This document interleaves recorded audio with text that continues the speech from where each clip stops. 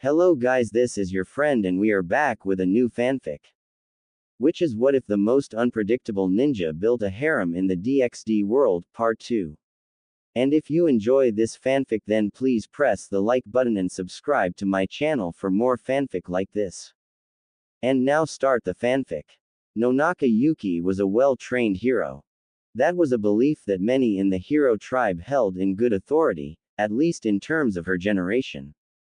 But not only was she considered a well-trained hero, but she was also a well-motivated hero, something that many in the hero tribe felt was, perhaps, more admirable. That being said, there were some who worried that she was just a tad too zealous in her attitude. A sentiment that the female teenager didn't even entertain as being remotely true whatsoever. To her, the hero tribe was a vital organization that was meant to prevent the supernatural from thoroughly abusing their human counterparts, and protecting it was absolutely paramount above all else. From any threat, from without, or within. Her fervent need to defend her faction, as well as her drive to push herself beyond her limits, was based on a simple goal, per se, one that very much became the cornerstone of her beliefs. The need to become a true hero. She wanted to reach that stage where, no matter who she fought, she would emerge victorious against whatever antagonist stood against her. Like in the legends of old, where great heroes would smash and break through every obstacle that stood before them, no matter who or what they were. In the past, she wanted to reach that goal so desperately that she would consistently train herself until she could no longer move and her instructors were forced to order her to stop, lest she hurt herself. Practically none of the other aspiring hero children would understood why Yuki would go through such lengths to become a true hero, very much as confused as the adults were. To them, they would become heroes as soon as they received their weapons and capes. To them, that was their end goal. So it befuddled them, why would this girl want to go even further? To them, the girl was an oddity. They couldn't understand, none of them could. The origin of her ambition, which had brought her into conflict with a certain blonde teenager, stemmed from a certain incident that has left a scar on the hero tribe to the present day. Unfortunately, this incident has left an even bigger scar on a select few from the upcoming generation, changing their outlooks and beliefs irrevocably. This incident revolved around former heroes that were looked up to as role models by many around her, though she only knew of one personally.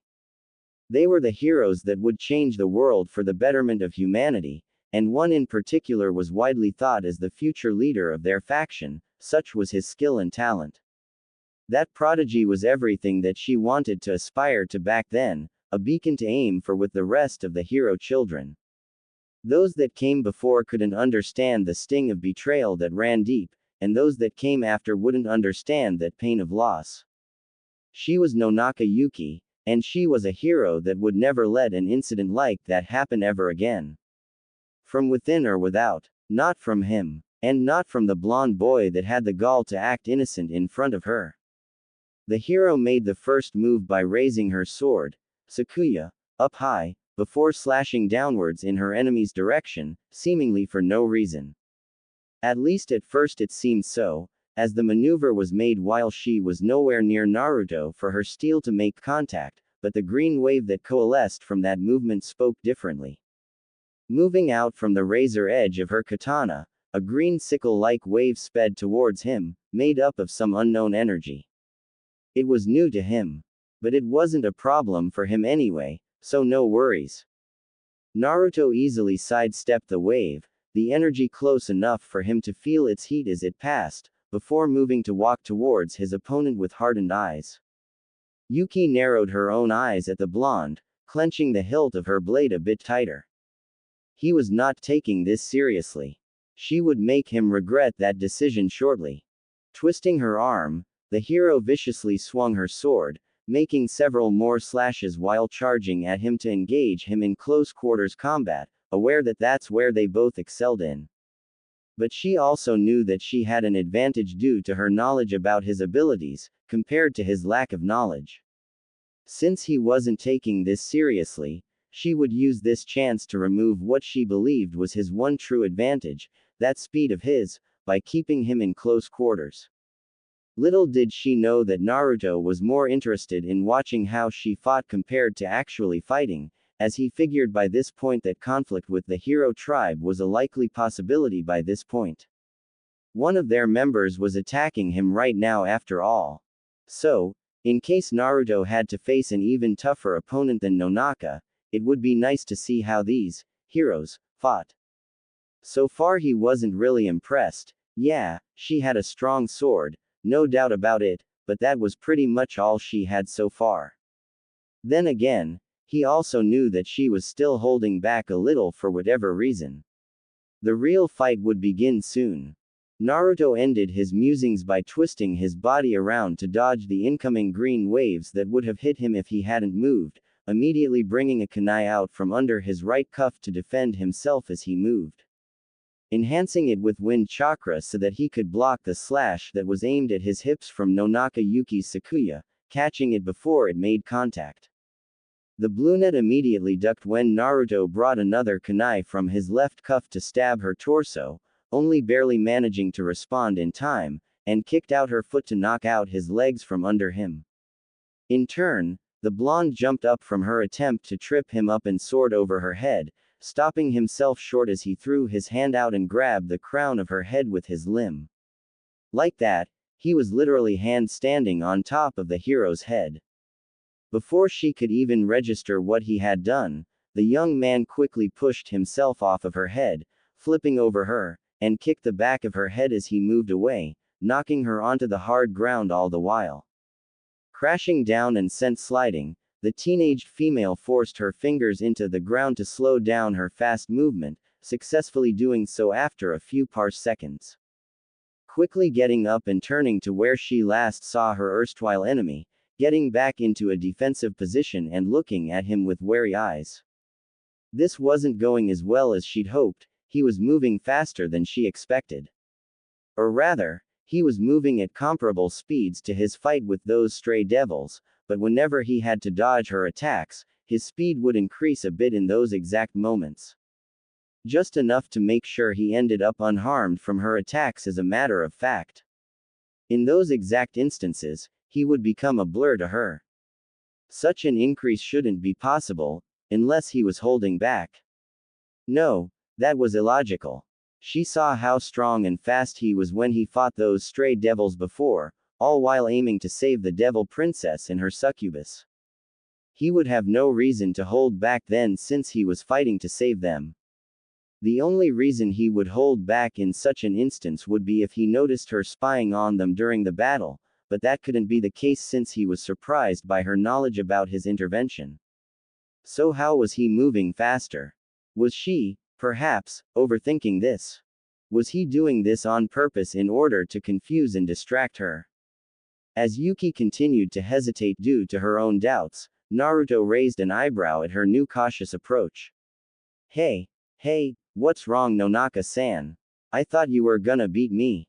How are ya gonna do that by standing all the way over there? The hero peered up at her enemy, narrowing her eyes at him as he continued to speak. Ya know, the shinobi input, confidence in every facet of his manner and tone. We can stop this whenever you want, especially since you can't beat me. As expected, his opponent bristled at his goading, much to the blonde's amusement. Because, to be blunt, he had ample reason to be sure of his chances against her. He had yet to use anything except pure taijutsu so far, and if this kept up, then he wouldn't have to use anything more either. Which was a good thing, as the less he showed her of his abilities, the less she could report back to her faction. Especially since he really didn't want to kill her and become a full-blown enemy of this hero tribe. He honestly held out hope that there could be a way for him to stop this incident from making him a target of this group that she was a part of, but that wouldn't happen if he killed one of their own. So he waited, prepared for her next move. Yuki grit her teeth at his confidence, trying not to let Uzumaki's words get to her as she considered her options. Obviously she needed to get one clean hit on him at the very least, if she could then his little, speed boosts, should be negatively affected at the very least, as well as his overall ability to dodge her attacks. She could beat him, she just needed to let go of her restraints. So, taking a deep breath as she closed her eyes, the young woman began to center herself, tapping into something within. Naruto, who figured that she was just calming herself for their next clash, raised a single brow as her body began to glow with a yellow aura, enveloping the young hero completely.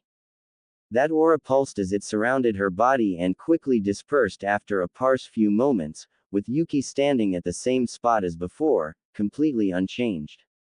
It was only when she opened her eyes again that he noticed the change.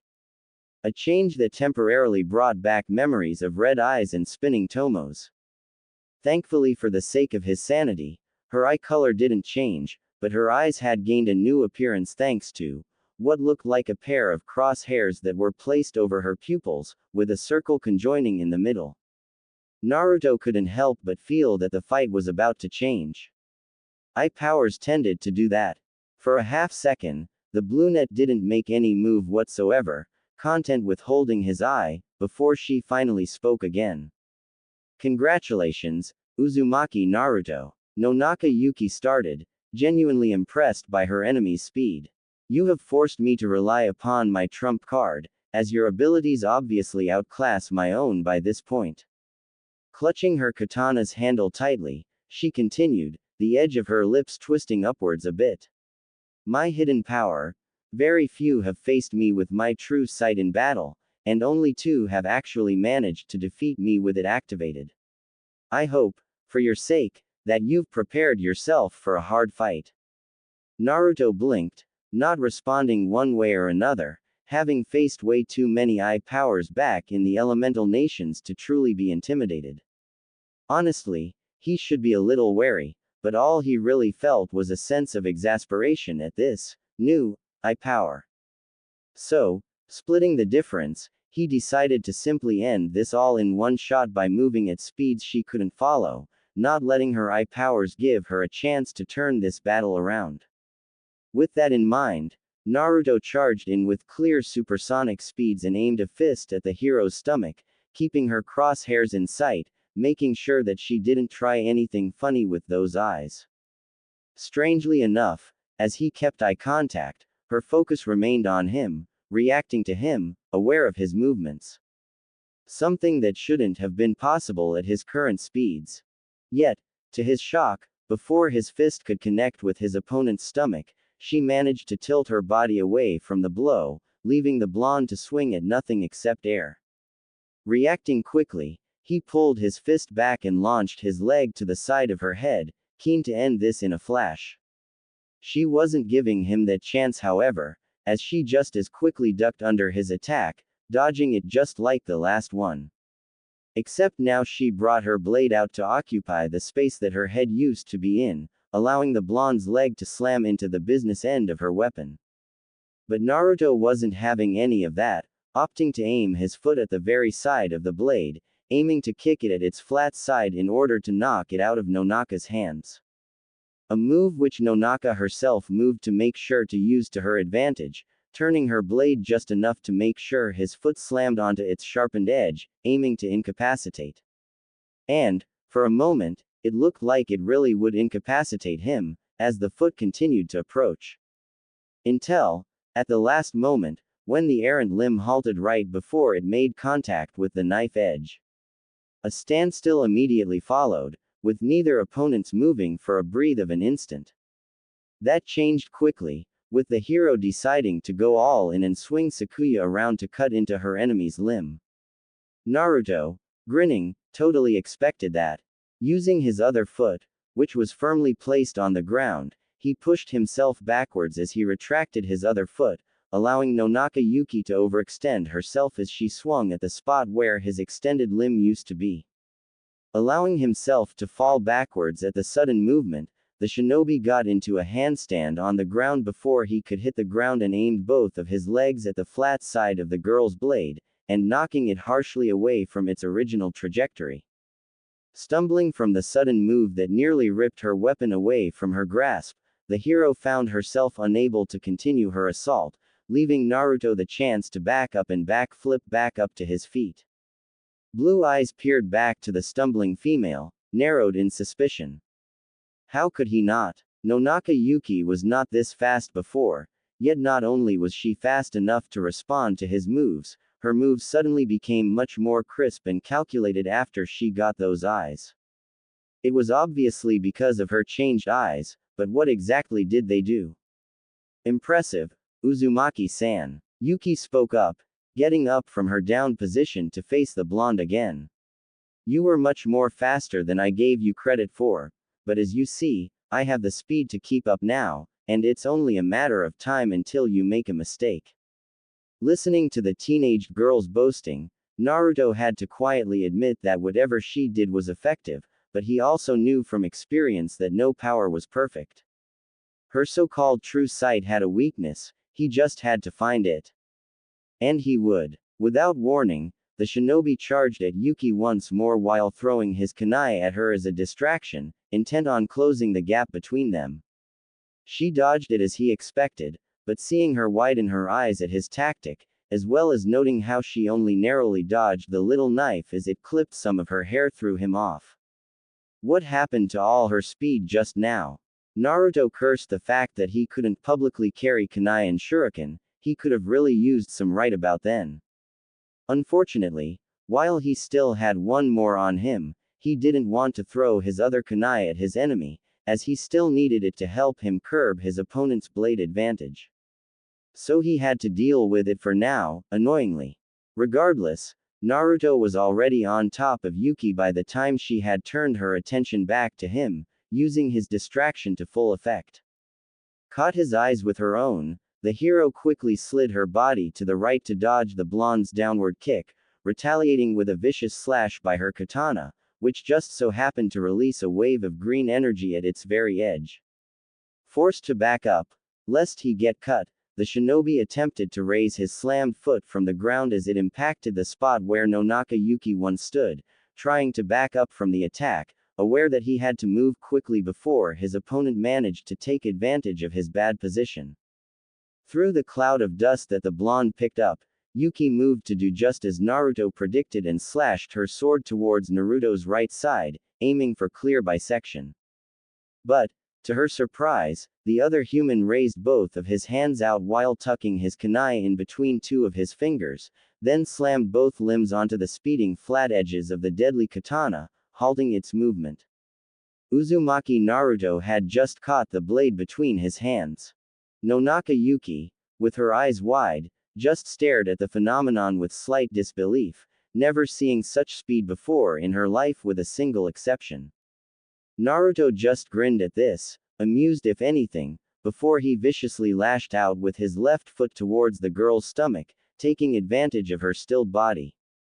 Yellow eyes sharpened as the left foot was efficiently dodged when she twisted her body to the right, narrowly moving out of the foot's way. Then, in a move which the hero took as a small triumph, she moved her right hand from the blade's hilt in order to use it to catch the offending limb into a hold, tucking it under her armpit and keeping it there. Naruto, ever positive, kept his grin despite what has happened. And why did that unnerve Nonaka Yuki more than any angry raving ever could? From out of nowhere, the shinobi hopped up on his remaining leg, using her hold on his left leg to keep him suspended in the air as he kept his own hold on her blade secure. In that position, he lashed out with his other limb towards the brunette's face, aiming for a clean and powerful connection. Barely keeping up, the hero was forced to bend her back in a perfect parallel to the ground to dodge the foot, silently thankful that she was so flexible as to move out of the way of such an attack in such close quarters. But she soon realized that the foot that she essentially ducked under was still hanging over her head, like a guillotine. Nonaka Yuki couldn't help but open her mouth to curse before the foot descended on her. Like a falling axe, she was smashed in the face and dug into the ground without mercy. Feeling his heel make contact, Naruto quickly disengaged and backed up to assess the damage he has done, unable to stop the growing smirk that was splitting his face. Silence prevailed over the area for a split moment, only being interrupted once the teenaged female slowly began to push herself away from her hole, raising her head to look at the shinobi. Her glower at his direction, as well as the nasty bloody nose that she's got, let him know that she was quite in a lot of pain. But more importantly, he found it. Throughout this fight, his opponent has managed to hold her own against him despite her poor performance against him earlier, somehow managing to keep you after she got those eyes of hers. Well, he was pretty damn sure that he found her eye power's weakness. That being said, it would be way too annoying to exploit it the conventional way, so he decided to do this the old-fashioned way. By this point, the hero steadily got up from her place on the ground, her nose covered by one of her metal gauntlets as she glared at the blonde's insufferably cheerful smirk as he waited for her to get up again. Was he really that confident that he would win? She would disavow him from that notion soon enough, especially with her next move. Naruto charged forward again, intent on ending this once and for all as their eyes met once more, determination burning in both pairs of irises. A wind-coated kunai clashed with a magic sword as both combatants met with their faces mere inches apart. Just by taking a cursory glance at their clash though, one could easily see that it was by no means an equal fight, as Naruto was definitely pushing back the female with his greater strength. This became more obvious when the blonde made to knock Sakuya from Yuki's hands, hooking his smaller weapon and attempting to yank it from her fingertips, managing to pull it away from the both of them and leave her wide open for his weapon. Naruto hesitated for a split second, before making to stab his kunai towards Yuki's stomach, intent on incapacitating her. That split moment's hesitation allowed for the girl to back away safely from his stab, making sure that she got away unscathed, but still weaponless. The shinobi clicked his tongue at that, annoyed at how careful he was being in not doing any permanent damage to her, as doing so could definitely keep him in her faction's shit list. Still, at least he was able to disarm her. His optimism vanished about the same time as the hero's sword did, vanishing in a flash of green and reappearing right in the palm of her hand. That was totally not fair. Nonaka Yuki, by this point, was now visibly tired, breathing in short and shallow breaths to feed her lungs as she raised her blade again to meet with this unknown being in open combat. Her sacred gear, it allowed her to raise her own speed to give her the chance to keep up with her opponent, not match them, an ability that absorbed an exorbitant amount of stamina to utilize properly for extended periods of time. She needed to end this, now. The hero raised her sword high up above her head, gripping its hilt tightly as it began to light up with a green aura, and swung. But unlike all the other times before, the green wave that she had just materialized stayed in place, as if frozen by time. She twisted her arms and swung her katana twice more, intersecting the first one using different angles, and those waves stayed in place as well. With her brows scrunched together, focused, the young woman swung Sakuya 5 more times, creating waves of power that remained still in front of her. Staring at the waves of power, Naruto suddenly realized that he was in real danger this time, as in front of him were several of those green waves weaved together like a spider web, reminding him of Hinata's special jutsu. Nonaka Yuki then pointed her sword at Naruto, and uttered one word.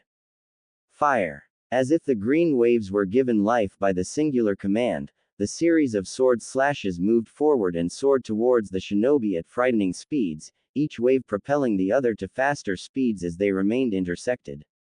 Naruto paused for a heartbeat, before quickly moving towards the onslaught with a determined glint in his eye, believing that he wouldn't be able to dodge the incoming attack by running around or jumping over it since its speed was quickly rising to higher levels. All that was left was one option. Going through it. Naruto ducked, dodged, weaved, jumped, shifted, and ran through the attack like the world's most dangerous obstacle course, feeling some of the waves narrowly clip a bit of his clothes and hair as he made it through. As expected, the blonde managed to dodge the last wave and stepped foot on the solid ground as soon as he was safe again, with nary a wound on his body, despite the cuts all across his clothing. But when he turned to find his opponent again, he found her eyes to be far closer than he would have liked. Got you. That was all Naruto heard as a sharp blade ripped right into his skin, ramming all the way through his body as it exited out through his back. Blue eyes widened in shock as blood leaked from his mouth, staring at the sword that had impaled itself through him, blinking rapidly as he only just begun to register what had just happened. Yellow eyes looked at him with a solemn air that the hero didn't really expect to be feeling, somehow, uncomfortable with watching the young man's life pass before her eyes. He said it himself, maybe it didn't have to end this way. It's over, Yuki claimed quietly, waiting for the blonde to lose his life, somewhat listless in her demeanor as she watched. She honestly wasn't sure if this was a good thing or not, but it needed to be done, of that, she had no doubt. Then, in a sudden jerking motion, the hero snapped her eyes in shock as she heard something that she shouldn't have heard from the blonde. He was chuckling. Nonaka Yuki gaped at him openly as Naruto finally stopped chuckling, unable to believe that he was able to do such a thing in a time like this. Still, the shinobi tilted his head up, with blood still dripping from his lips, meeting her eyes with his own. BZZT. Naruto said with a bloody grin. BZZT. Yuki couldn't help but repeat, such was her confusion. Then suddenly the blonde man popped, as if he was a party balloon full of smoke that was just popped. Yuki had absolutely no idea what had just happened, as she was terribly confused. Then she heard the voice of the source of her confusion, which didn't sound anywhere near death's door. Wrong. Her eyes widened as she tried to quickly turn around too. Too late. A fist smashed against her stomach and embedded itself in her. A distant part of her mind that wasn't reeling from the pain couldn't help but compare the feeling to the force of something like a freight train. It was really that bad. She was sent flying and crashing through several trees like a live wrecking ball, before making a human-sized crater into the forest floor, with dirt and dust being sent high up into the air. Yuki just stared up into the sky, thoroughly tired and disoriented after suffering what felt like back-breaking injuries, unwilling to move lest she genuinely shatter what was left of her spine.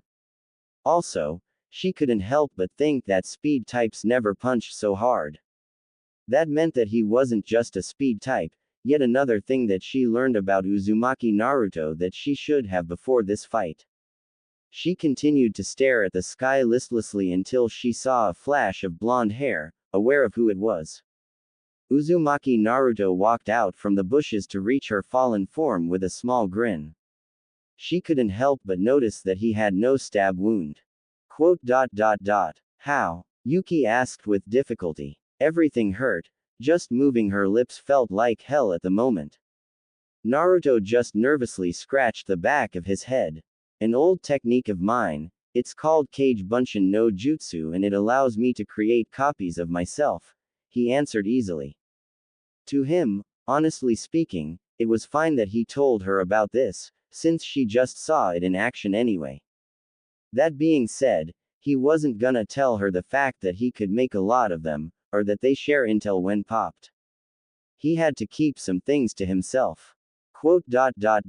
When? Yuki asked, now staring up into the night stars. When had night fallen? When I smashed you into the ground, I replaced myself with a clone and let him fight you. It was the only way to get around your sacred gear's powers without the battle taking too long. Naruto explained easily, even though he wasn't exactly being factual. He had other options, it's just that those would probably have killed her. I see, well it seems, that you are the winner. Uzumaki-san, kill me if you wish. Yuki murmured, resigned to her fate as she closed her eyes. No matter how kind of a man he was, Uzumaki was still her enemy, just as she was his. This was how the world worked. She couldn't begrudge that of him, she would have done the same in his shoes.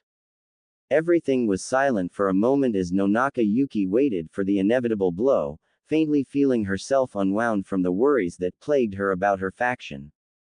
It was almost peaceful. That silence was broken by her enemy's voice. Why do we have to be enemies? Naruto asked, a genuine tone to his voice that supported his earnest expression. He honestly didn't want to kill her, seeing no point in it, especially when this entire fight was based on nothing more than a misunderstanding. If anything, if she just chilled with the me versus them mentality, maybe they could even be friends.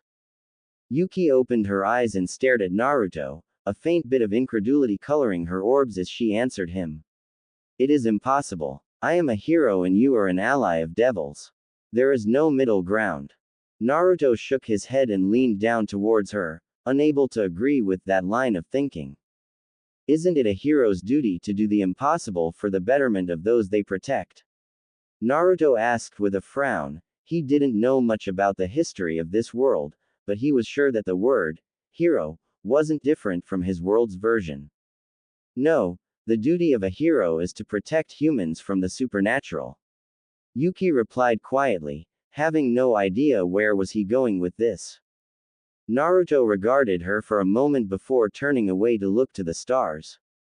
If that is what the definition of a hero is in this world, then I feel sorry for it, the blonde claimed listlessly, before turning back to the now openly glaring Yuki.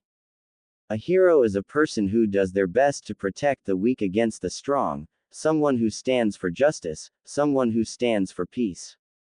Naruto began, his voice getting more passionate, heated even. A hero is supposed to be a symbol, something to aspire to that others wish to follow, and a beacon in the times where others would fall into despair and give up. Yuki's own eyes flared at his words. You don't think that's what we do? We protect humans from the abuses of the powerful supernatural factions, standing as defenders and champions of the group that can't protect themselves, of humanity. We are heroes. Yuki ground out, her own voice tightly wound up due to the high emotional tension. Naruto just looked at her with hard blue eyes before shooting her down, refusing to let the matter go so easily. Then why are you hunting down Naruse Mio like a criminal? What has she done to you? To anyone? What gives you the right to dictate whether she lives or dies because of something she can't control? Naruto shouted, knowing that feeling all too well. She may have not done anything now, but in the future. Yuki tried to say, shaking her head warily before getting cut off. How the hell do you know that? Mio was just a normal teenage girl just a year ago. What kind of heroes kill people because of what they might become? Naruto growled, baring teeth as his temper grew more fiery. The shinobi quickly turned around for a precious moment after his tirade, taking a deep breath to calm himself before turning back around to the tired hero. What do you want from me, Uzumaki Naruto? Yuki questioned with a sigh, emotionally and physically tired from the day's events. I want you to act like how a true hero should. Naruto said simply. Unknowingly to the young man, he struck a chord with the girl, making her tense faintly as the words was bandied about in her head. A true hero. Nonaka Yuki closed her eyes, trying to forget what the words meant to her, staying quiet to gather her thoughts again, centering herself. In your opinion, Yuki spoke up softly, her yellow gaze opening up to see the night sky again. What would a true hero do in this situation? The shinobi just smiled and gave her his hand before replying. In my opinion, a true hero would wait and see if the bad guy was really a bad guy. Placing his other hand on his chest, Naruto flashed his teeth in a shit-eating grin, blue eyes bright in the dim light that the moon provided. I never lied when I told you that I never go back on my word, and I'm not lying now when I say that I would never harm an innocent human as long as I live. You can bet on that, Dadbeo. Yuki just looked at the blonde, before tilting her head enough to focus her attention on the extended hand as if it was a bomb that was about to go off. Of all the things that the hero thought could happen today when she woke up, she didn't expect this. Just looking at the inviting gesture from her former enemy, she could easily admit that she was tempted. Everything about him seemed genuine, his words were earnest and spontaneous, a far cry from the pre-planned speeches that were made to evoke something out of a person. This was just spoken from the heart. She could see that from his eyes, which seemed blindingly vivid to her at the moment. Without even thinking about it, she stretched out her hand to meet his own, drawn to him. Now, Yuki-chan, did you really think that I stood for stupid shit like peace and justice? You shouldn't trust so easily next time, Yuki-chan. It'll do you well to remember this feeling the next time that you feel like being soft. As a matter of fact, use it in order to propel yourself forward and become a wonderful human, a real hero. As if she just touched something foul, she immediately retracted her hand after dark memories resurfaced. Memories of broken promises. How? She rasped, clutching her retracting hand tightly, shielding it. How do I know that you won't betray my trust? The shinobi's features pinched up, opening his mouth to reassure her that she had both worry about. He didn't get the chance.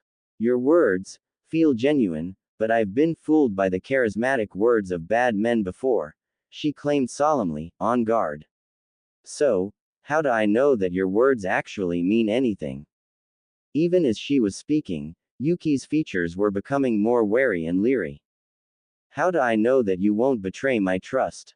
Naruto was speechless, completely thrown off by the hero's complete shift in behavior, not sure what to make of it. That being said, the blonde recovered admirably. Wait, just hold on a minute, where did this come from? You were ready to give me a chance here, what changed? Naruto asked in confusion, seeking understanding. Unable to bear looking at his eyes for some reason, the human teen turned her head away from the oceanic gaze of the blonde and looked at the sky instead. You wouldn't understand. Naruto frowned at this. Hey, for all you know, I may understand more than you think. I myself had a pretty rough life in the beginning, ya know. Parting with this tidbit WSS meant to help the young woman to relate to him, at least, that WSS the idea. Instead of serving to reassure her, however, this only managed to worsen her already darkening mood. What do you know? How can someone who has such a bright smile ever understand how painful it is? How painful it is to know that someone you trusted with your life could so casually just throw it away. You don't understand a thing. Yuki hissed with venom, her pent-up frustration and anger leaking through as she glared at the blonde for reawakening old memories. She then turned her head to focus on anything else except her enemy's eyes, not willing to let him see the tears that were building up around her eyes born out of impotent frustration. She felt spent, tired, numb. She definitely wasn't expecting this to happen today. The downed hero stayed like that to numerous beats, feeling herself tense when she didn't get any response from the young man that hung over her. Did she, perhaps, push him far enough to convince him to end this, permanently? She had no idea, so she had to turn back to look him in the eye and see herself what fate awaited her. So she did, slowly, taking in his features, preparing for the worst. Except, yet again, she would not be able to predict this boy's actions, which explained why her eyes widened at what she saw. He was simply sitting there, right next to her, contemplating the ground as if it was the most interesting thing in the world. But that wasn't what shocked Nonaka Yuki. It was the mournful look that overtook his usually positive disposition that stopped her short, as well as the glassy eyes that accompanied them. The far-off look in his eye also helped the hero to recognize that the blonde was remembering something that brought pain to the young man. What she didn't know was that he was remembering his sibling in every sense of the word except blood. The sibling that he had gained through friendship and lost to hate. The sibling with that damned fan symbol on their back. Those glassy eyes finally regarded her with a quiet, almost wistful smile. I do know. That was all that needed to be said. She took the hand. Nonaka Yuki couldn't help but wince at every step as Uzumaki carefully helped her walk out of the forested area that they fought in, taking extra care not to exacerbate her battered bones. She hated to admit it, but he really did a number on her. Still, the outcome of this fight ended up being far more positive than she initially imagined, even if she was pretty battered. No one died, and despite her fierce belief in keeping the hero tribe safe from all potential threats, she still preferred to preserve life rather than take it. Yes, this ended much better than she could have reasonably expected. The hero, whose head was high above the clouds, quickly ended her musings when a large red circle with intricate symbols appeared near their location. Practically right in front of them, as a matter of fact. Both humans stopping to stare at the glowing symbol that appeared out of nowhere, but both had varying reactions to it. Naruto stopped out of genuine confusion and curiosity, whereas Yuki stopped out of shock at the absolutely terrible timing that she had in coming here.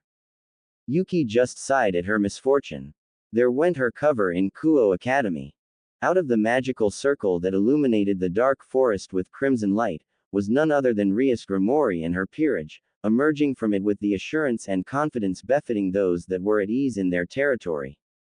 Rias, for her part, gathered her peerage in order to respond to the bursts of energy signals that were coming from the forest in the northwest of Kuo town, unsure of who or what was causing the disturbance. According to Akino, who was the one who sensed the disturbance in the first place thanks to her superior sensing abilities, the power that popped in her radar was unfamiliar to her. Yet, not completely foreign. To be perfectly honest, the Grimori heiress expected to see a being from a supernatural faction that they have not yet met before, or a cocky stray devil from that was once a being that they were not yet familiar with that had to be put down.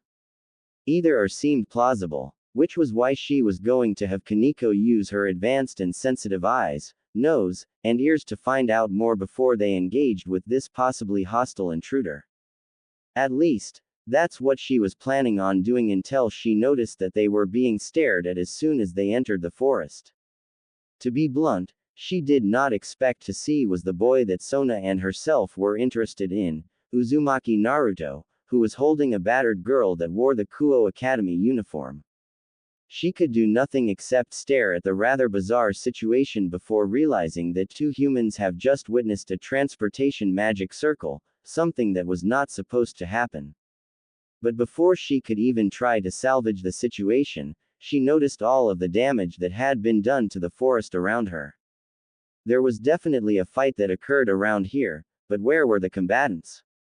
Her eyes fell back to the girl that Uzumaki Naruto was carrying and looked at her wounds, then it clicked. So, you two were the ones responsible for the signals that we sensed, huh? Rias questioned with a small sigh, having hoped to meet with the blonde in better circumstances. But now she had no choice but to reveal her true identity. Though she had to wonder whether he was already aware of it, as he did not seem to gape like a fish when a group of teens emerged from the ground like some sort of horror flick. He did seem curious though. Naruto on the other hand was initially confused with who these people were, until he felt their energies that felt just like Shitori Sona and his two freeloaders back home. Devils. Great. That was just great.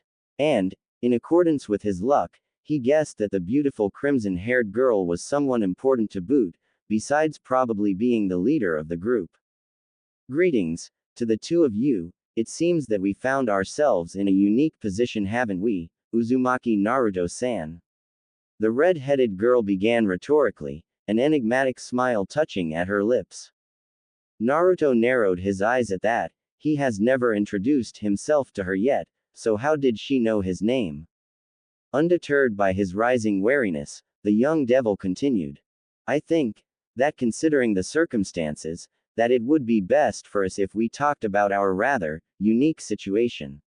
You must have some questions that need answering, I'm sure. Rias smoothly continued, doing her utmost to seem inviting, lest she push the blonde away from her.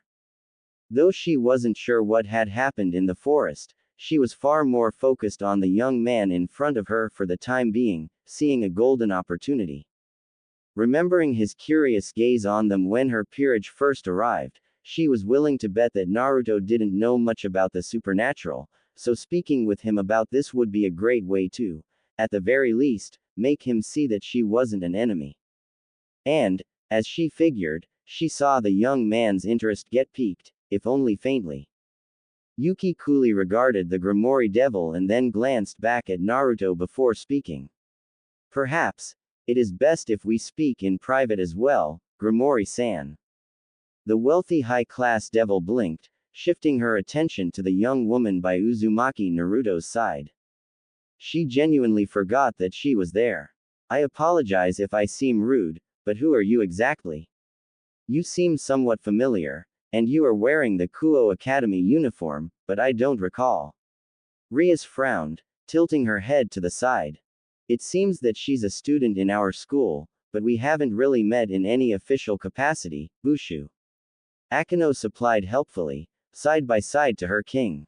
It was obvious that she was very much acquainted with the supernatural, as the teenage girl with light blue hair wasn't the least bit surprised to see her peerage emerge from the ground. As a matter of fact, she almost seemed displeased. So the question was, which faction did she belong to? The hero continued to stare at her blankly for a moment, but internally, her gears were on overdrive over an important question. Should she tell her? The young devil was probably already suspicious when she saw Yuki and Naruto in the middle of a devastated area, probably already guessing that it was due to a battle. So there was no doubt that Grimoire thought that she was from a supernatural faction, given her condition. It was possible that she could lie and pretend that she was affiliated from another religion entirely, one that had no quarrel with the devils. Yes, that would be the smart move. Then she glanced at the blonde that was helping her up through the side of her eye. The only problem with this plan was the simple fact that her conversation with Naruto was clashing with her inner pragmatism, making such an approach seem almost distasteful. A true hero would wait and see if the bad guy was actually a bad guy. She remembered watching over the activities of the devils of Kuo Academy, so sure that they would eventually drop their masks and reveal themselves to be monsters that would prey on the weaknesses of humans. After hearing the stories of the past atrocities of their kind, she was so sure. Yet, to this day, they never did anything approaching the word monstrous. To the contrary, as a matter of fact, outside of their dealings with the supernatural, they tended to act just like ordinary humans would. Even the usually reprehensible evil peace system wasn't used against the recent human-turned-devil, Genshiro Saji's will. He did it entirely by his own consent, a far cry so far from what she had heard of the devils of old. Did she, perhaps, allow her distrustful nature to control her actions? She couldn't answer that question definitively yet, as she had only just begun to question her actions, but she at least knew one thing. A true hero wouldn't see these devils as evil beings, not after studying them for a bit. No, instead, a true hero would be more likely to meet and become acquaintances with these new devils, these different devils. After all, if more devils were like them, then less humans would be abused by the faction as a whole, wouldn't they? Promoting harmonious coexistence instead of other harmful emotions and motivations. But to do all that, she had to lay down her own distrustful disposition first. She had to open dialogue, she had to believe that they were trustworthy. Suddenly, a hand fell on her shoulder and squeezed in reassurance. She couldn't stop the small smile that was growing on her face even if she tried. At least she had one supporter. So, with a surprising calmness, the battered teenage girl took that dangerous first step. I am a hero, Yuki revealed, as if she was talking about something that was obvious. Rias, prepared to hear a lot of things, just blinked in response to this, processing the fantastical knowledge that was just passed on to her. Then she widened her eyes in shock. A human hero was standing right in front of her. At the moment, that hero didn't look too impressive, but it didn't change the fact that a sworn enemy of Devilkind was standing in front of her, announcing her presence. The shock wore off the second that she realized that, despite the lack of a threat she held in her current state, there was a distinct possibility that the blonde helping her stand was also a hero. It seemed that her peerage had the same idea cross their minds as well, as they all began to get closer to their king in case hostilities arose, closing ranks against an external threat. Naruto quickly noticed the rising tension, raised one of his hands up in a placating manner before things got ugly. Whoa, whoa, hold on there, weren't we gonna talk about this, Rias-san? Seriously, he was not looking for another fight so soon after the last one. Besides, pissing off another faction was just a stupid idea, and so was needlessly showing off his abilities while dealing with them. Rias snapped her attention back to Naruto with caution, who had already bent her knees a little to prepare for any fast movements required if hostilities emerged. It seems that I was mistaken, Naruto-san. I'm sure that you can understand our hesitation about bringing age-long enemies with us. Naruto widened his eyes at that statement, connecting the dots. Enemies. Plural. She thought that he was a hero. Rias-san, it seems you are a bit mistaken here. I'm not a hero. Only Nonaka-san here is a hero. Naruto tried to convince her earnestly. And how do I know that you're telling the truth exactly? After all, I can tell that you're definitely human, and you're helping her right now, like a good ally. So what other explanation is there when one of those humans just so happens to take the mantle of hero? Rias refuted, her guard not brought down at all. Naruto's expression slid from faintly nervous to deadpanned in a matter of seconds, before slowly using his hand to point at the girl to his side. Because I just recently beat the crap out of her, he retorted. Rias blinked at the statement before gaining a light blush due to her embarrassment, as it made sense that they weren't on the same side considering the condition of the hero. Her wounds went beyond that of a spar between friends, since she was obviously in quite a lot of pain. Nonaka just twitched at the reminder of her recent defeat. Yeah, we were enemies earlier today. But we came to an understanding after I beat her up, and I was helping her get to her house when you guys showed up. So you don't need to worry about having me as your enemy since I have no reason to fight you at all. Naruto eased the devils in front of him, hoping his logic would temper the tension here. If anything, talking to you would be good since I finally get to find out what is going on with all of these supernatural factions. The devils all shared looks with one another, apparently checking with one another to see if they believed the blonde's story. Quote. While I would advise caution, I think that he is telling the truth right now, Bushu. Akino advised, sparing the two humans a look. Quote.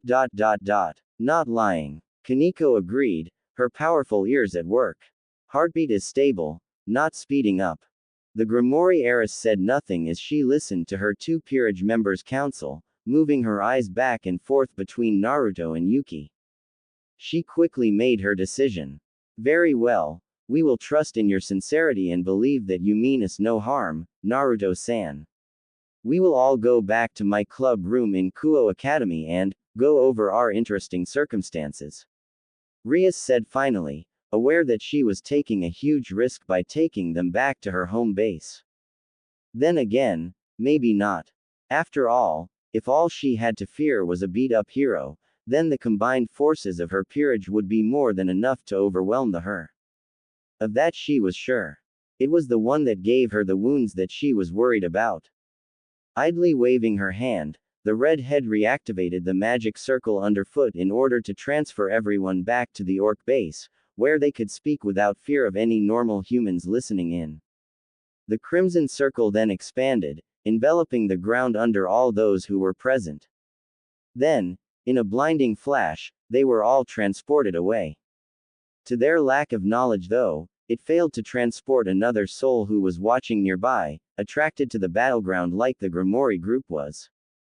However, strangely enough, no one there even noticed his presence, despite their incredible abilities. Regardless, the figure, which turned out to be a young man, quickly left to tell his master about the knowledge he has obtained.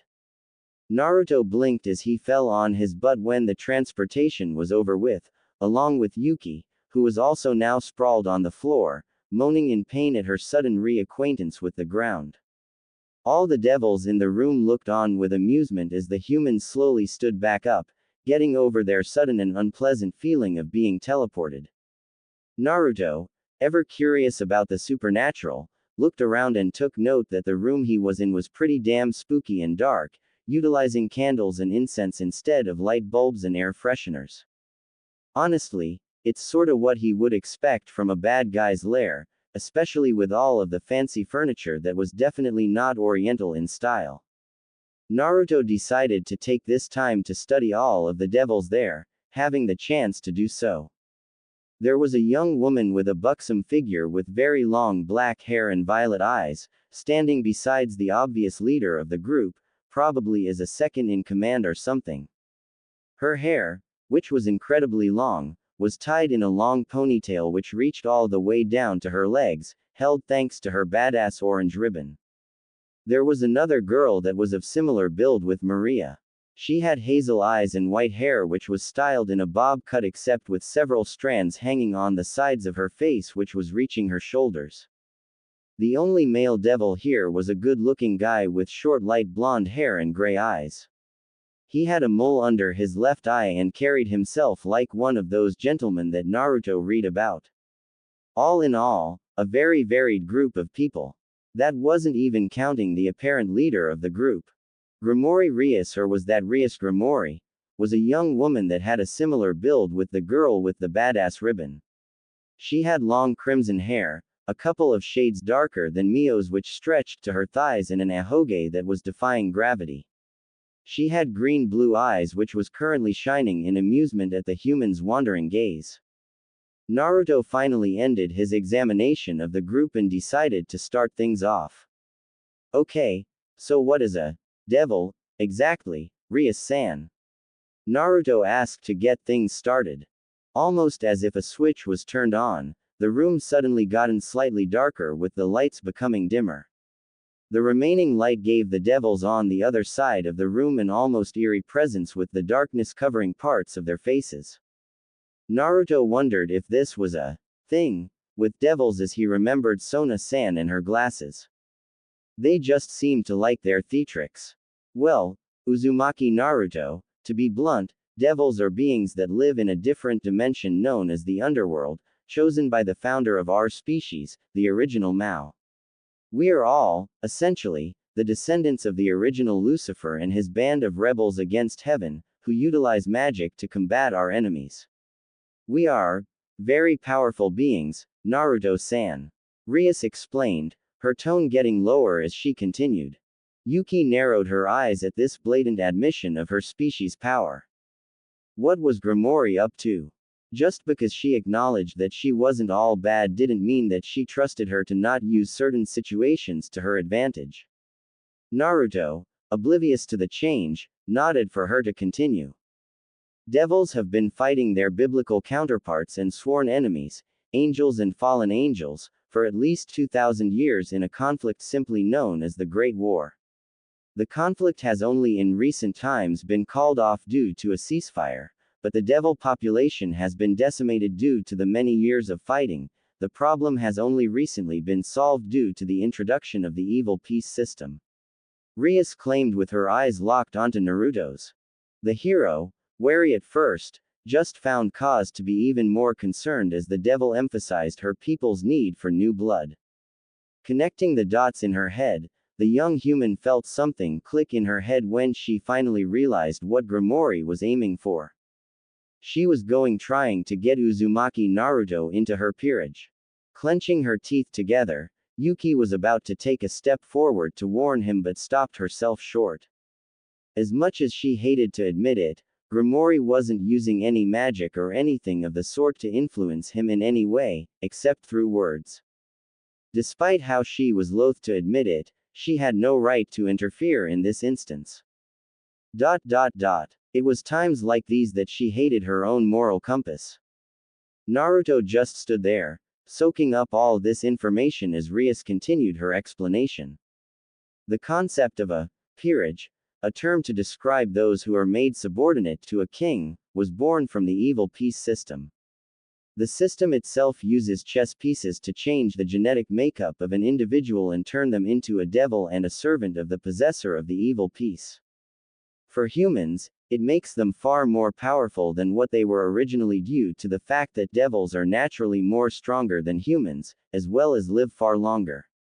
Eventually, when those reincarnated devils become strong enough, they can form their own peerages and achieve great wealth in the underworld.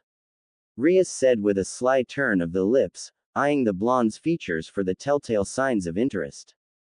She thought that she was doing a good job in selling her case before she even suggested it, making him see the positives of becoming a devil without outright stating her wants. Hopefully, with just one more, she could ensure her offer's success rate. The people you see around you are, as a matter of fact, members of my peerage. Unlike others though, I see my peerage as family, as my comrades and friends. They are people that I treasure, no matter what. The Grimoire heiress took a breath, prepping herself for the final pitch. I don't know much about you, Naruto-san, but from what I've seen and heard, I'd like to think that we could understand and help one another out. Which is why, after everything I have said, I would like to ask you to join my peerage and become a part of that family.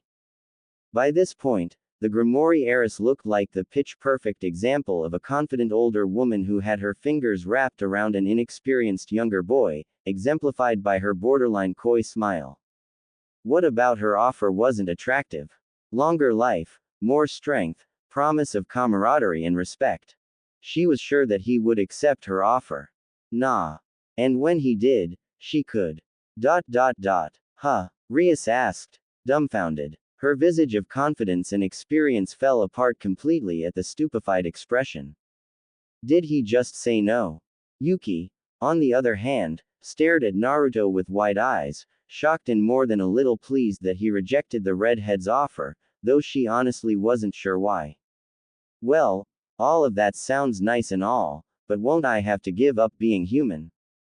Not that being human is great and all, but it is a part of who I am. A piece of what makes Uzumaki Naruto, well, Uzumaki Naruto. While I would love to get a family, I don't want to get it while giving up a part of me. Besides, I have a dream that I have to fulfill, and becoming a devil would be a big detriment to that dream. So thanks, but no thanks, Rias-san. Naruto said simply, not at all wavering from his decision. It was a nice offer, really, but he didn't want to give up a piece of himself just so he could get something else in return. It just wasn't who he was. Instead, he would earn everything that he could through his own blood and sweat. That was his usual way of getting things done. Rias just stared at the blonde for a moment before sighing in disappointment, her shoulders sagging a bit. She was so looking forward to getting another peerage member that she honestly didn't consider that he would refuse her. However, Rias perked up at Naruto's voice, turning back to him to listen to his words. Quote. It doesn't mean that we can't become friends and allies, right? Naruto asked easily with a grin. Feeling her eyelids open just a bit wider than usual, the redhead waited for the other shoe to drop. She was certain that the blonde in front of her didn't just reject a way to improve his body in every way imaginable and become a part of her family, just to offer her his hand in friendship. Why would he go for the lesser of two options? What was the point in that? From what she knew of most humans, most would jump at the chance to live longer and improve their body. Especially if she was genuinely sincere about him becoming a part of her family. So she was understandably stupefied that the teenage boy gazed upon her expectantly, waiting for her response. He wanted to be friends. Allies. Just like that. He made it sound so easy. Still, she couldn't stop the amused chuckle that came out of her mouth due to the craziness of it all. He denied a chance at being stronger, faster, better in almost every way just because he didn't want to lose a piece of himself. Then he turned around and claimed to want to be friends. Who did that? Rias stopped chuckling and looks at Naruto with a smile. I suppose that will have to do, Naruto-san. Notably, the lower and more adult-like tone of her voice had faded once she recovered from his offer, and instead was replaced by her normal tone. Naruto decided that he liked the normal Rias better. Turning to look at Yuki, who was standing off to the side and watching the events unfold at a distance, the shinobi motioned to her to come towards the assembled group. Yuki raised an eyebrow in response, before moving slowly to the blonde as he turned to now regard the entire group. Everyone, Naruto said with a grin. I have a proposal to make. Naruto would share his proposal. And Kuo, as they say, was never the same again. Naruto carefully tiptoed inside his house, peeking around to check if anyone was still awake at this late hour. Thankfully for him, the lights were off, and he heard no sounds. It seemed that he was in the clear. Slowly walking inside the house, the blonde casually dropped the groceries onto the kitchen floor in order to put it away in the fridge, making sure to be as quiet as possible. With this accomplished, he then stealthily made his way back to the living room in order to get to his room and rest. Honestly, he lucked out, since he managed to find a grocery store that was open this late at night to gather some necessary foodstuffs and stuff. Now he could just sleep the rest of the night away without much worry. Well, mostly. Now that he had made his proposal, and somehow pulled everyone, devil and hero alike, into it, now he had the enviable problem of making sure that it stuck. That would be a hell of a thing to keep stable. Before the shinobi could retreat into the safety of his room by passing by the living room, an irregular shape at the edge of his sight caught his attention. Tilting his head, he easily noticed something irregular on the couch and froze. Mio. Naruto muttered. On one of his comfortable couches, Naruse Mio was just laying there, resting. Well, sleeping was more like it, but why was she there instead of in her new room? It took all of a few seconds for something to click inside his head, leaving his eyes to widen in genuine shock. Was she waiting for him to come home? Throughout his life, no one had ever waited for him to come home before. This was just an absolute first for the young man. So much so that he wasn't sure how he should take it. Naruto's eyes fluttered, blinking away the faint bit of glassiness that nearly overtook them for a second at the warm feeling spreading in his heart at the gesture.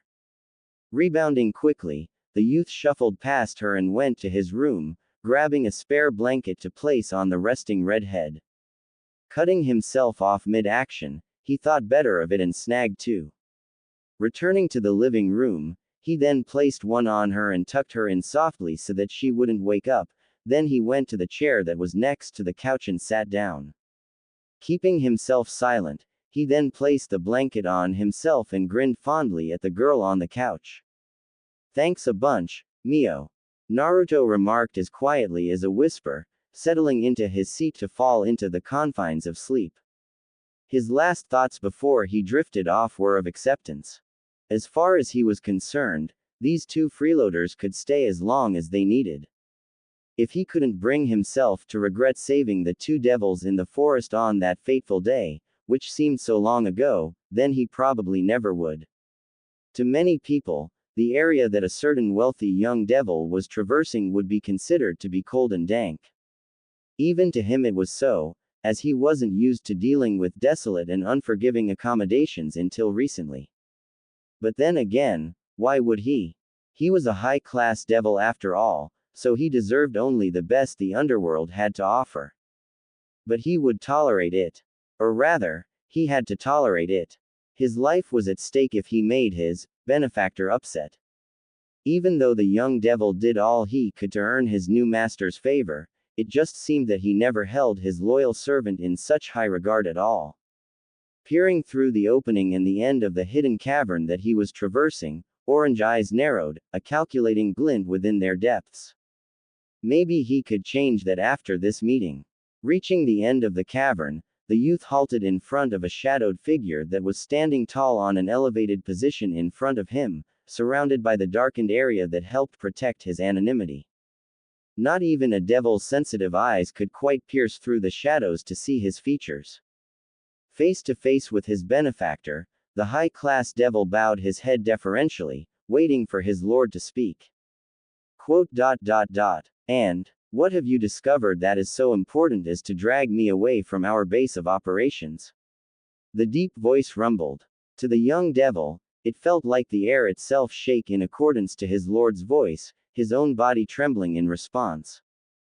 Quote dot dot dot. There has been a change, Lucifer-sama, spoke the young devil, keeping his voice deferential.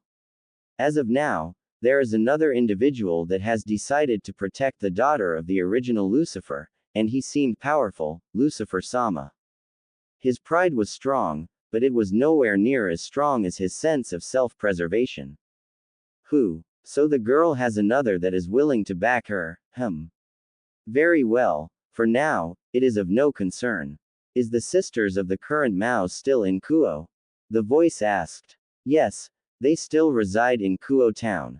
His loyal servant answered him, sure of this, until he ventured to glance up to look at his master.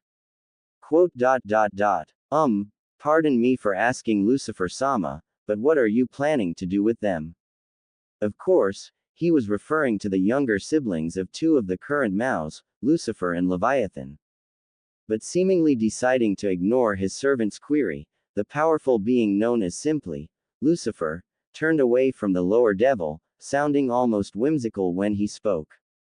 What am I doing to do? Well, it should be obvious. I'm going to start a second civil war in the underworld, and take back what's mine, the voice said with conviction and certainty. Behind him, the young devil smiled darkly at the proclamation, contemplating the power and prestige that he would receive due to being a part of the initial formation of the new order. At least until the voice spoke up again. Now leave me, or don't you have a nun to break, Diodora? The remainder of the nun that he was going to break eagerly brought about a sick smile to the young devil's face. Oh, the delicious screams he would get when I said, begone, you cretin. The voice bellowed again, breaking the young Astaroth out of his sick fantasies, getting him to scramble out of the cavern of his lord. All was silent for a moment following the youth's retreat, which was only broken once a feminine voice spoke up in clear derision. Is it okay to let such a nasty little creature live? Asked the feminine voice, the disgusted tone in her voice obvious. Instead of the shadowed figure in the middle responding, it was another voice, a masculine one, which rose up in response to answer her query. Don't worry, he will outlive his usefulness soon enough. Then I'm sure you will get the pleasure of destroying him yourself, won't you? One more voice rose up from the darkness in response. Not that it matters anyway. Soon enough, we will destroy the pretenders calling themselves Maos, and claim the titles for ourselves, as it should be. And it's all thanks to you, my lord. The last voice, also obviously belonging to a man, spoke as such to Shadowed Man, who was staying quiet as he listened to his comrades. To his fellow heirs, the time is approaching, my friends. Soon we shall strike against the pretenders and take back what is rightfully ours.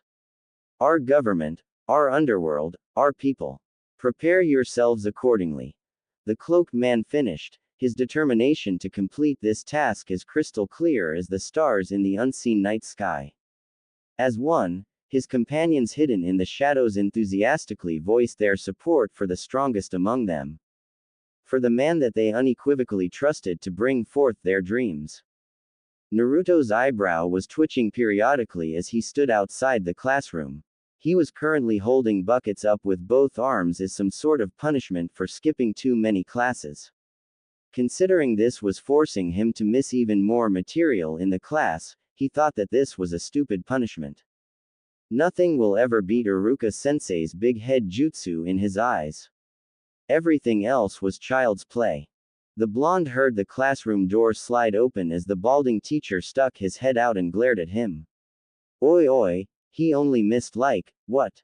3 classes. What was the big deal? He skipped far more Ninja Academy classes and he eventually did alright.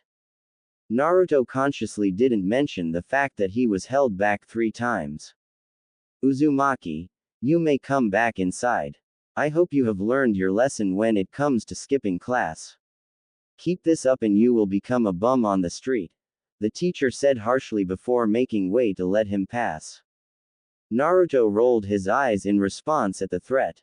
He never did have a good relationship with teachers. The bias that many had against him back at the Ninja Academy made him distrustful of many of them as a whole and was the origin of his disrespectful nature against people with authority.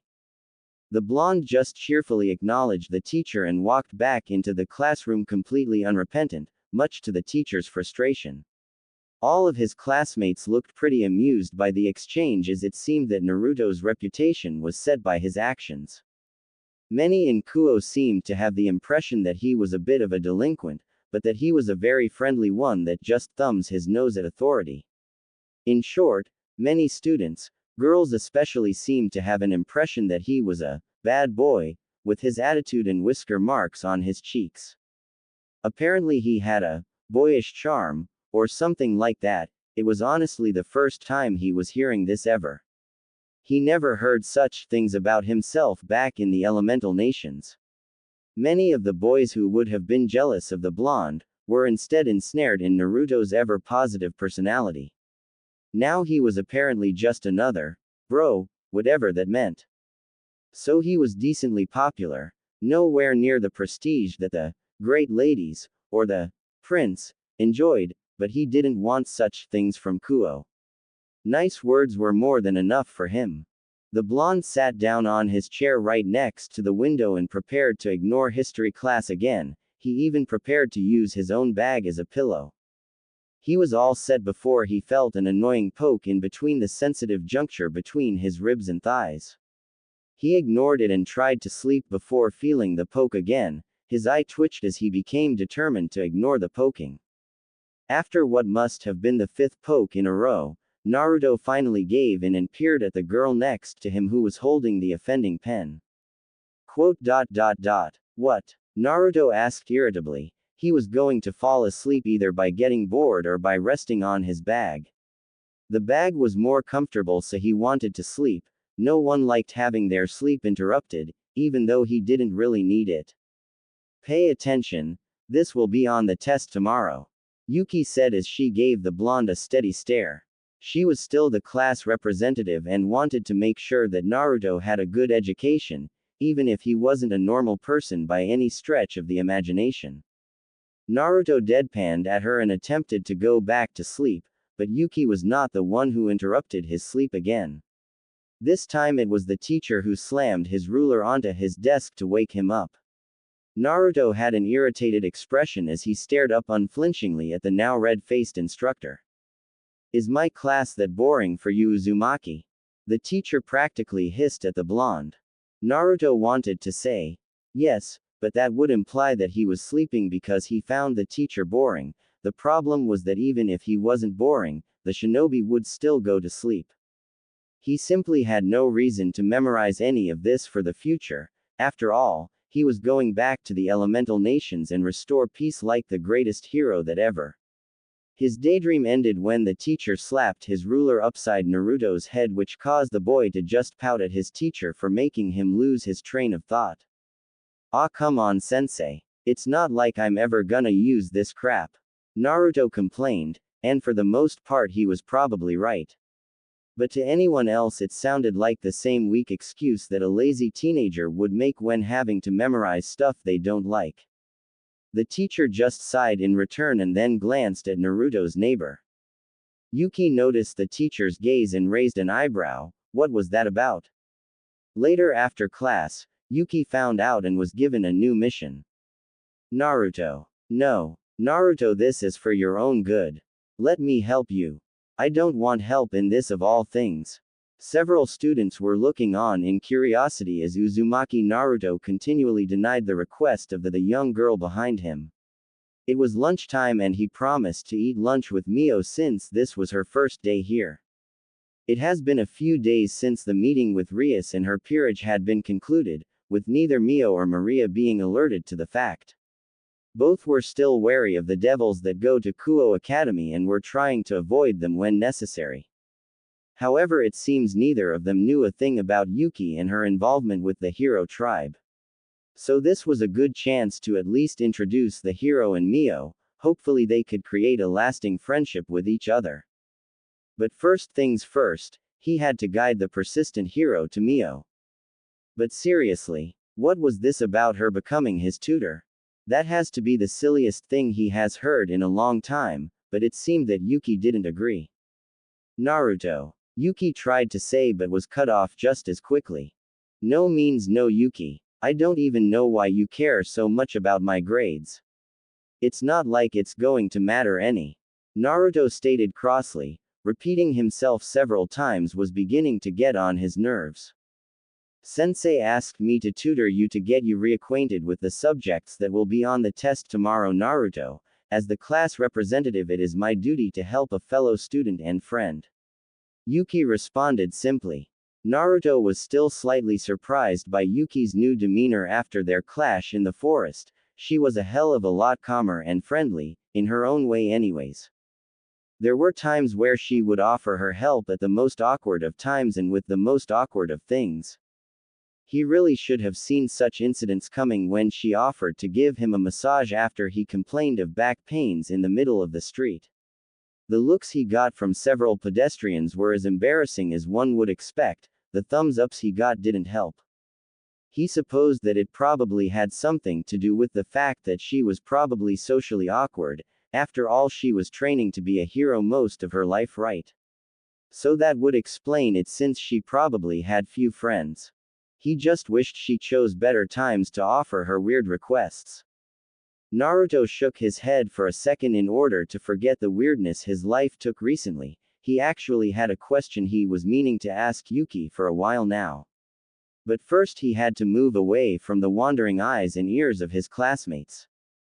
Not so hard, since Yuki was still pestering him about tutoring sessions with her. The shinobi kept walking with the class representative right on his heels. He took a turn for the stairs that led up to the roof of the building. As he reached the door leading to the rooftop, he turned to check if his persistent friend was still behind him and confirmed that she's still following him with that stare of hers.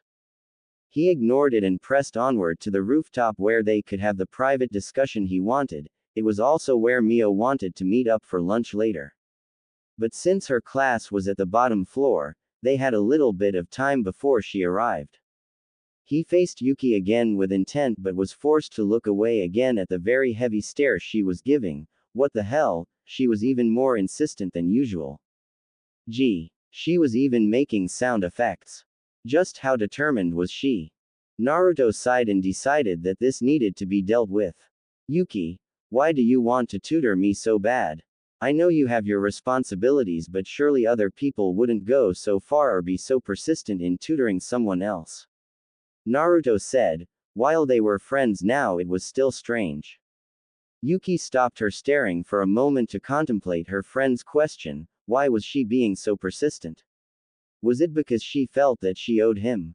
Maybe because she wanted to help a friend. She frowned at that last one. Friend, when was? Ah, Yuki said with realization. She then turned to Naruto and relayed her findings. It's because you're my first friend, she said simply. Quote. Wait, really? Naruto asked with wide eyes. He was her first friend. But what about the other heroes?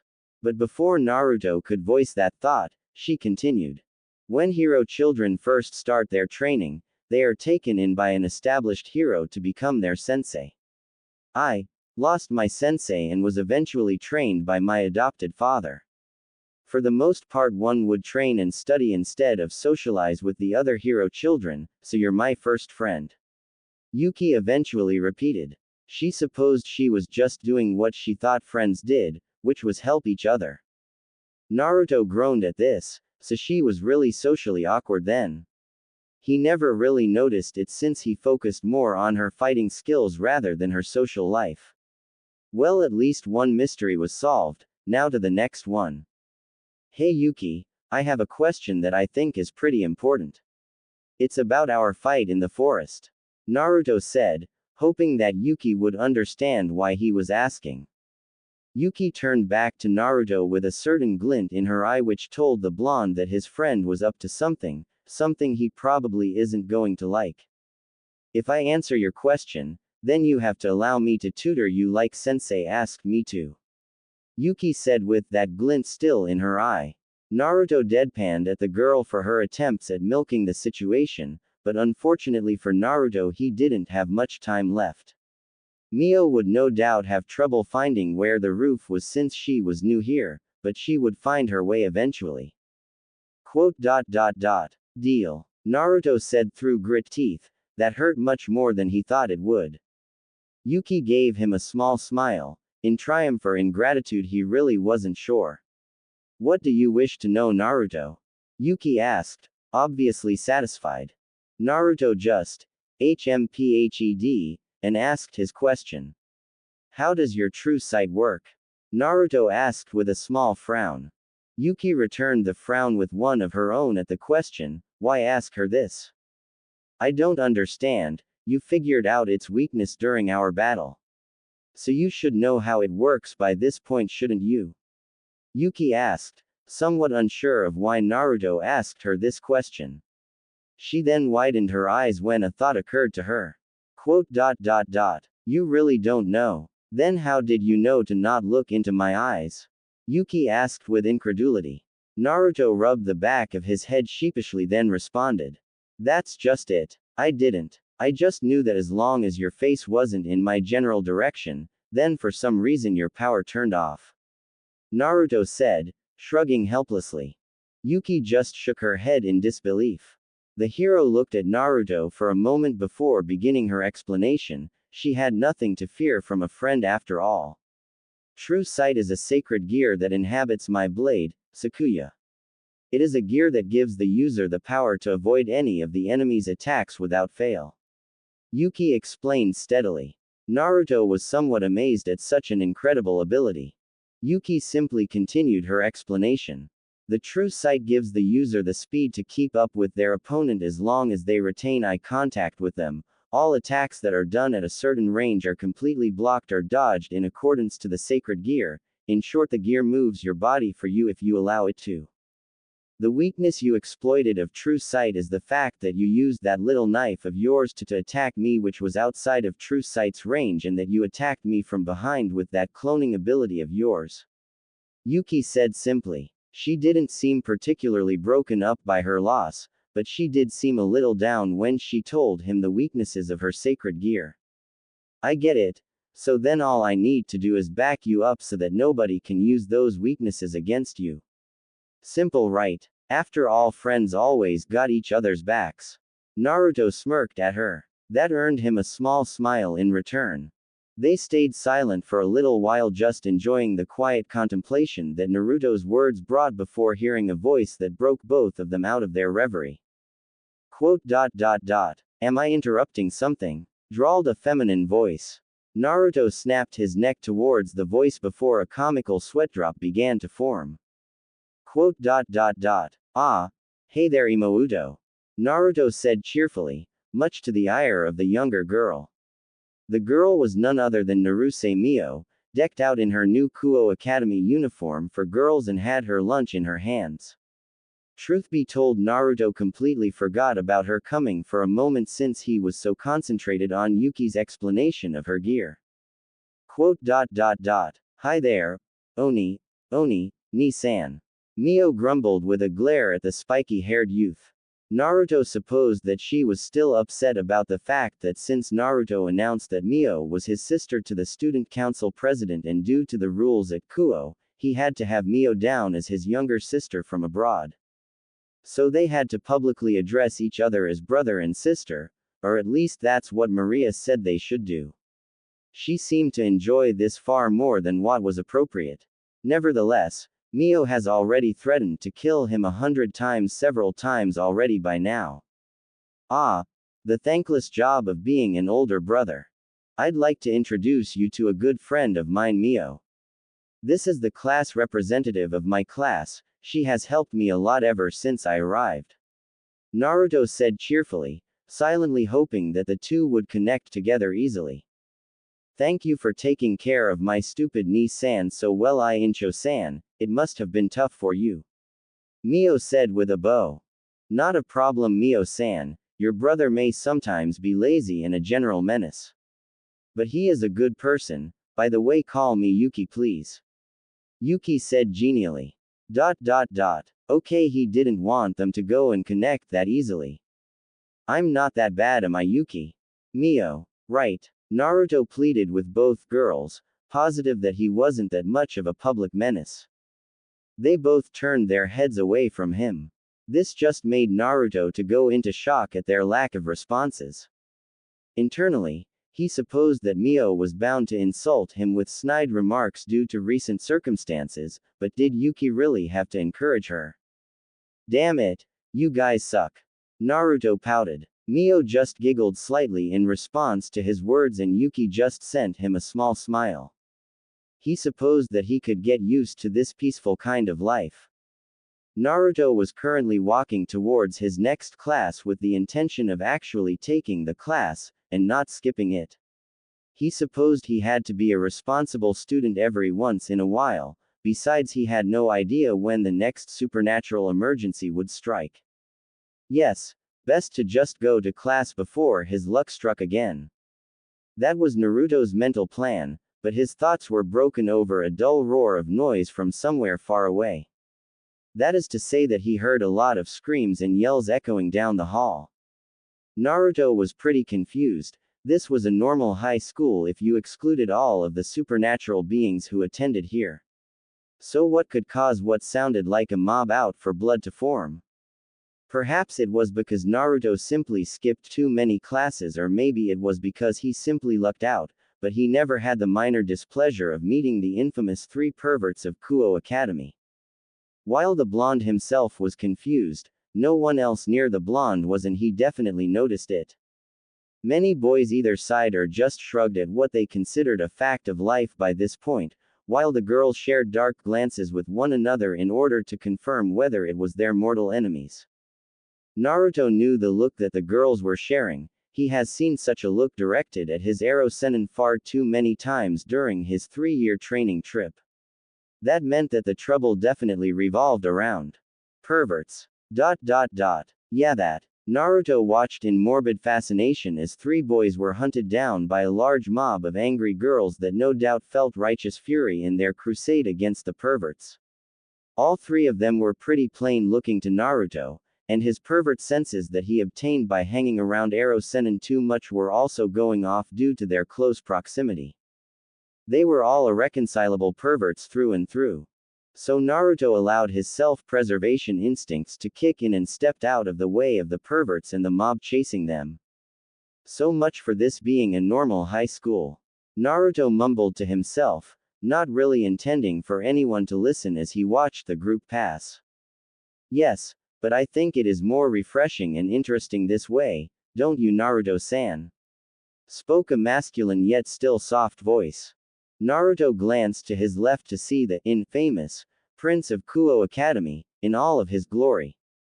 He couldn't help but give the pretty boy a small smirk to greet him.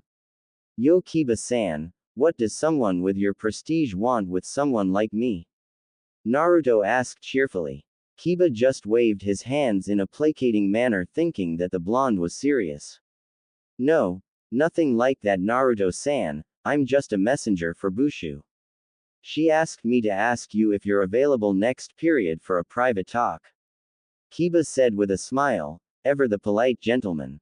To be honest, Kiba's demeanor kind of made Naruto want to try to break his perfect exterior to see the man underneath. No one was this polite without hiding a bit of themselves, but he figured their acquaintance was too new for that, so he backed off from that idea. Now the bigger question was what to do about Rias-san's invitation. Should he be a responsible student like he said he would be and postpone the invitation for a later time? Or rather, should he just see what's up and skip class with a somewhat reasonable excuse for himself? Stupid question. Lead the way, Kiba-san. Naruto said while motioning for Kiba to go. Well, looks like his luck struck again. The shinobi stared at the creepy building that served as the club room for the orc. More importantly, he was staring at the building that the Grimoire heiress has made her base of operations in Kuo Town.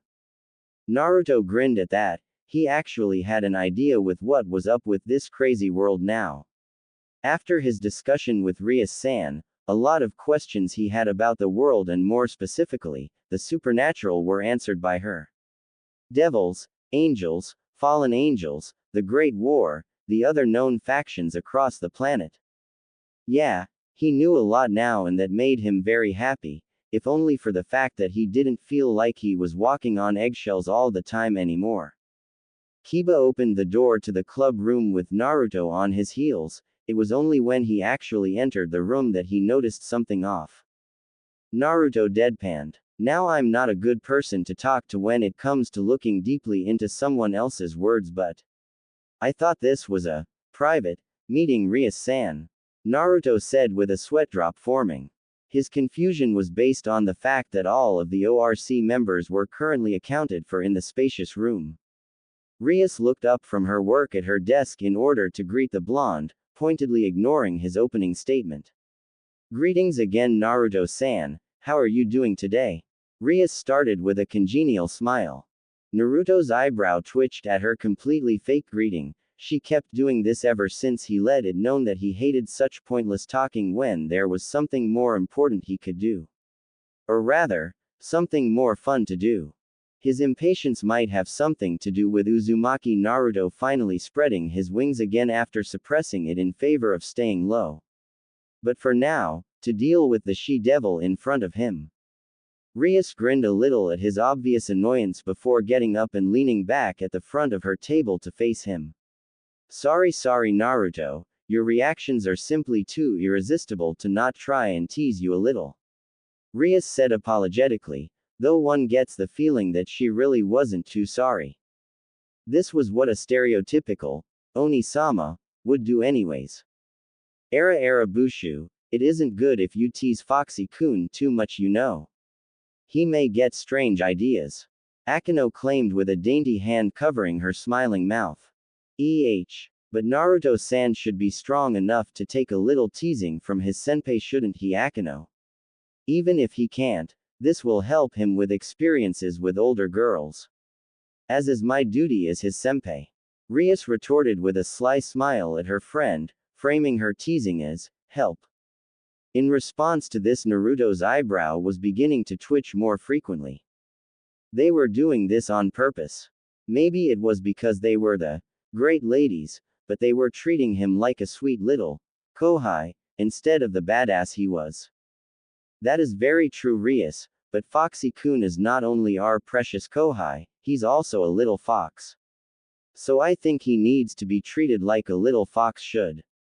With treats if he's good and a little collar if he's not. Akino replied cheerfully. Naruto did his best to ignore the warning bells that were going off in his head about her words. He must have misunderstood her. That's the only possible explanation. Oi, damn it. Don't talk like I ain't here, Dadbayo. Naruto exclaimed. He couldn't handle their blatant teasing if they were both ganging up on him. He looked at the other devils in the room for support but found none with Kaneko-san since she was eating sweets and Kiba clearly wanted to keep out of the conversation. Ah, Foxy-kun even has a verbal tick. You're such a cute kohai. Akino cooed as she began patting his head, much to his chagrin. Doing his best to ignore her petting, he cleared his throat and looked at the Grimoire heiress seriously. Okay, you had your fun, Rias-san. Now that I'm here, what is it that you wanted to talk about? Naruto asked irritably. Rias nodded in regards to Naruto's question and sat back down in her chair in order to address Naruto. She was about to speak when she noticed that someone still didn't stop their ministrations yet. Akino, please stop petting Naruto-san so that we may continue. Rias spoke with a sigh laced in her voice. Maybe they did sometimes go a little too far with the teasing. Akino just pouted at being ordered to stop, but she complied and decided to make some tea as the discussions began. Rias finally could begin to elaborate on why she summoned Naruto here. Naruto-san, there is a favor that I wish to ask of you. Rias said, going straight to the point this time. Naruto raised an eyebrow at this. Looks like she was invoking their agreement earlier than he thought. The shinobi decided to hear the girl out and make a decision based on that. Well, what is it you need, Rias-san? I can take it if it's not too crazy, but sometimes I wonder with you. Naruto said dryly. He was referring to the agreement that all three parties made during Naruto's last visit in the club room. It was essentially a pact between all of the powers of Kuo Academy to stay out of each other's business unless it interferes with their interests and to aid one another as long as it, once again, doesn't interfere with their own interests. It was not stated nearly as eloquently as that when Naruto said it, but that is what it essentially boiled down to. Both Yuki and the Grimoire group were skeptical of each other initially, but of course that's what he was for. Somehow he managed to become the middleman between the two groups and the deal was set. Rias nodded at that. This agreement of theirs came at a good time. Her issue was somewhat embarrassing for her to deal with and it had to be done. Naruto-san, I want you to talk to a boy named Hyodo Issei and invite him to become a devil for me. Rias said with a beatific smile. Naruto wasn't as inspired as Rias would have hoped. His deadpanned expression told her that when he processed her words after a split second. Rias-san, don't you have other people who can do that sort of thing? Naruto said with a sigh. He even looked around himself to illustrate the point as the other orc members were apparently comfortable enough with his presence by now to just do their own things. Rias nodded and continued to explain. That is normally true, Naruto-san, but the reason I'm sending you isn't because I can't send someone else to, it's because you're genuinely the best person for the job to send at all. Rias said seriously, her voice immediately conforming to a more deeper tone. Her attempt at a king's voice if he ever heard one. Okay, I'll bite. Why would I be a better choice to send than any of your peerage members, Rias-san? They probably have a better chance to sell that sales pitch to anyone better than I can. Naruto said with a frown. He really was confused on why Rias would ask him this favor. Rias just shook her head and smiled at Naruto for his disbelief. It may sound somewhat strange, Naruto, but please. Do this as a favor to me. Rias replied earnestly. She thoroughly believed that Naruto could turn Issei into the dark side, so to speak. The irony of that statement caused Rias to smirk a little, which only unnerved the already confused boy in front of her. Good luck, Naruto, Rias said cheerfully before he could ask her any more questions. Naruto blinked, before giving up and accepting the favor as per the agreement. Naruto quickly glanced around in order to gauge the reactions of the other peerage members. Did they have any idea about this? Unfortunately, they were either too preoccupied with their own things or didn't seem to care about their conversation. But most likely they were just faking it so that he couldn't gauge it from their reactions. Damn. Well, favors were voluntary things anyways. He was just gonna ask the kid and tell him the details and accept whatever he chose. Naruto still let loose a curse before he left the orc main room and then left the building to find Hyodo. This was gonna be fun, alright. As Naruto left, the room remained silent before Rias let loose a small breath of air that she didn't realize she was holding. It seemed that it was the catalyst for the other occupants of the room to finally stop what they were doing and pay their full attention back to Rias.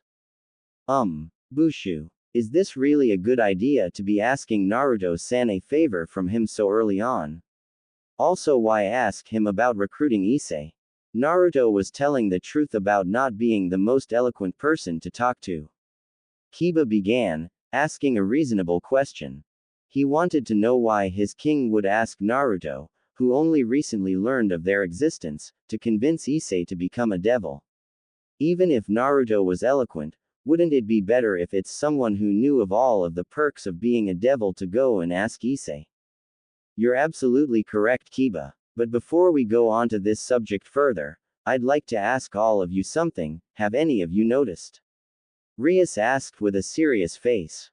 All of her members looked confused at this question. Rias then just gave them all an enigmatic grin before settling herself back to her desk. Then for now, I'll just have to ask you all to trust me and watch the fireworks with me. Rias finished. Luckily for Naruto, his last class ended before he was done with his talk with the ORC. Unluckily, he now had a new mission. Ask Hyodo Issei to give up his humanity for devilhood.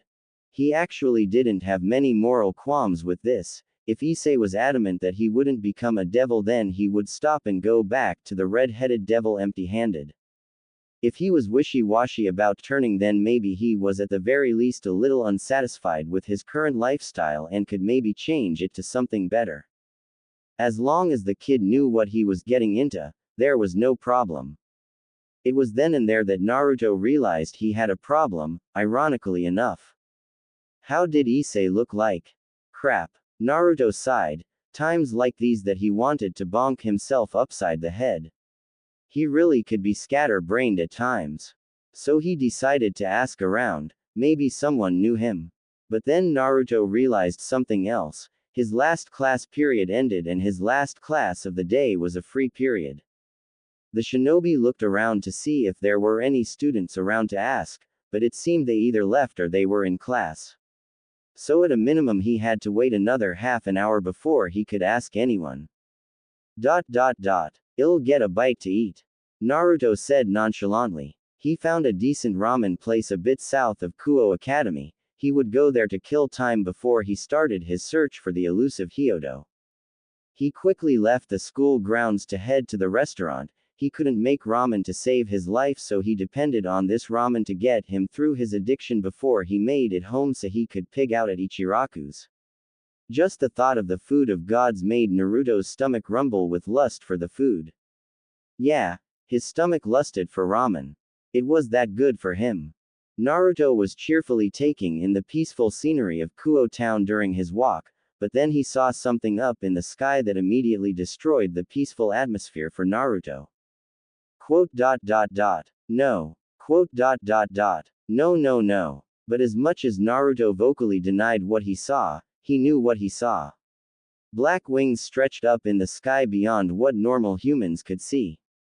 Also, now that he actually noticed it, his senses also detected their energy as well. It was light. That meant only one thing. Naruto didn't hesitate at all as he slipped away from the crowds and entered an alleyway. No one noticed the yellow blur that sped off into the sky. Rainer was bored. She has been floating around in the sky beyond the line of sight for the humans on the ground, searching for the boy that her leader had dictated for her to search. Hyodo Issei, holder of a powerful sacred gear that could potentially fall into the hands of the devils in this territory. Problem is that they had no idea where he really was.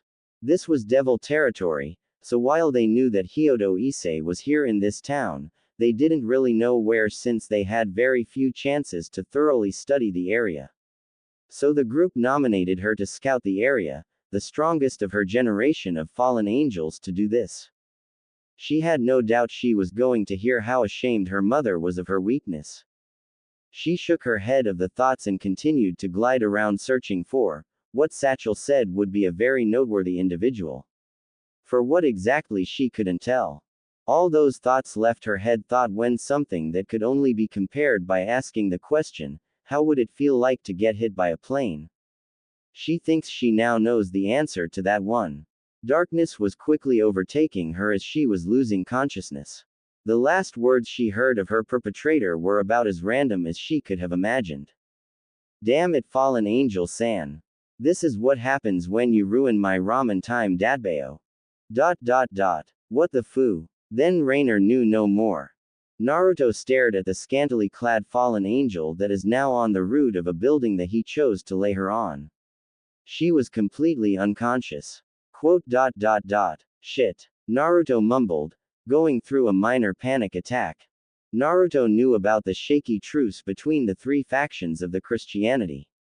When he saw the fallen angel floating in the sky seemingly looking for something, he immediately thought that she was someone that needed to be defeated quickly before she noticed him. But then another thought occurred to him. What if she came here as a diplomatic mission?